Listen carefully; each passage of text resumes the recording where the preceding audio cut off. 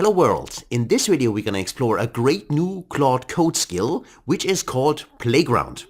And yes, that's an awesome skill and I'm gonna tell you what it is and how it works just in a second. First off, if you want to install it, it's officially available from Anthropic, so you can install it via a plugin. So just you launch Claude Code, as you can see here, then you go inside and /plugin.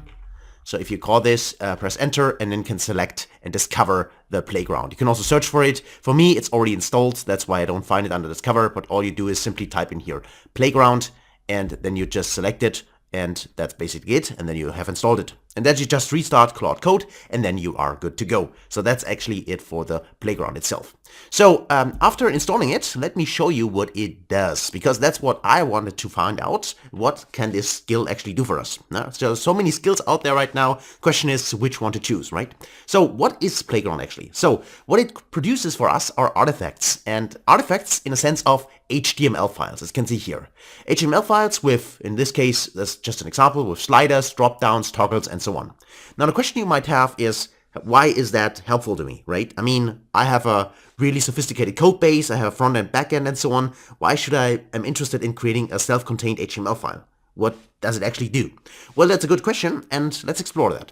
So when you use it, here it states there are various templates inside the Playground, which are those here. As you can see here, there's design, in this case, data explorer, concept map, document critique, div, view, and code map.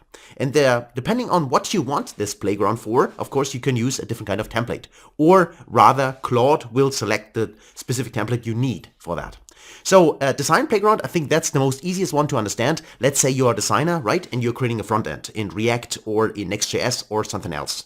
And the idea now is that you want to, for instance, style a button. Now, of course, you could prompt Claude, right, to create this design for you, and then either you like the button or not, and then you want to just modify it, right? These will be probably several iterations, but instead what you could also do is use the design Playground. This gives you then an HTML file. It creates more or less here interaction, which has sliders, color pickers, and so on. You can create exactly the design you want for the button, and then what Claude produces inside this HTML file is exactly the prompt you need, which you can then copy paste directly into Claude again, and it will create exactly this button in your application. So that's probably the most easiest way to understand what this design Playground skill can do.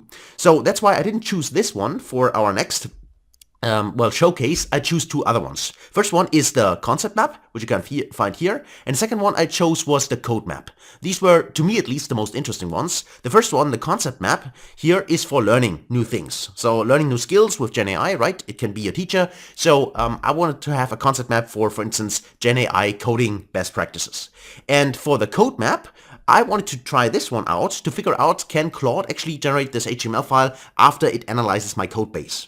And therefore visually show me exactly how this code base is actually, interacting, so the front end, the back end, and so on, and have this in a visual way is often helpful to understand it, of course, as well. So these are the two skills, on this case, from Playground, the templates I choose to use. And let me show you the results so you can see what this actually does, or what actually created for me. First one here is my code base. So that was front end, back end application. Front end was in this case, React Vite. The backend was in Fast API, and you can see here, you can select either, you can see the full system here, you can see the front end, the chat flow, and so on. You can have a look at that, and you see that it has a Supabase backend in this case as well, and it uses Tavily API and Y Finance API and so on, so a few tools for the agent and so on, so you can see this visually. And you can also, of course, interact with it. You can double click here or click here and add some annotations to that, and if you do that, they are also displayed down there. So basically, you can create prompts based on what you have here in the system. So for instance, you could say,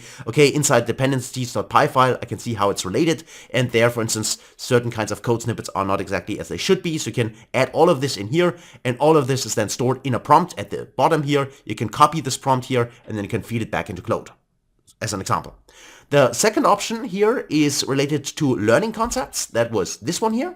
So this created here more or less, as I said, GenAI coding best practices, so a kind of roadmap, and then I can select here what kind of preset I have. Is it beginner friendly? Is it practitioner? Is it agent focus? And so on. I can select this. You can see here visually what that means. Okay, if I choose this one, then these are the topics I already know. The other ones are a little bit fussy, and there are topics which I am not aware of, so I need to learn them, which means that Claude or other kind of GenAI model would have to create those lessons for me.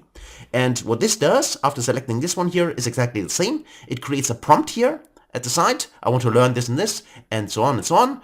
Exactly what is selected in here. You can hover over this, it's also interactive. And then you can just copy the prompt, and then you choose the model of your choice. Again, you could use Claude, of course, but you can also use another model in order to paste this then inside the model itself, and then you get exactly, here in this case, the GenAI coding best practice learning material which you need, right? So these are just two options. Of course, as I said, there are other playground skills, but I think this is tremendously helpful, a very great skill, directly coming from, of course, Atrophic. So you can use this, you can just download the skill or install the skill, and then basically you're good to go. And hopefully you enjoyed this video. Hopefully that is helpful to you as well. Give it a try. Also, let me know your feedback. Maybe you already used it, maybe not, but I'm interested in hearing that. Also, please, if you have not done so far, give this video a like if you enjoyed it, and also subscribe to the channel. It means a lot to me, and also, of course, then makes it possible for me to create future videos for you as well. So hopefully we can learn much more about Claude together. As always, thanks for watching, and hopefully see you in the next video. Until then, best guys.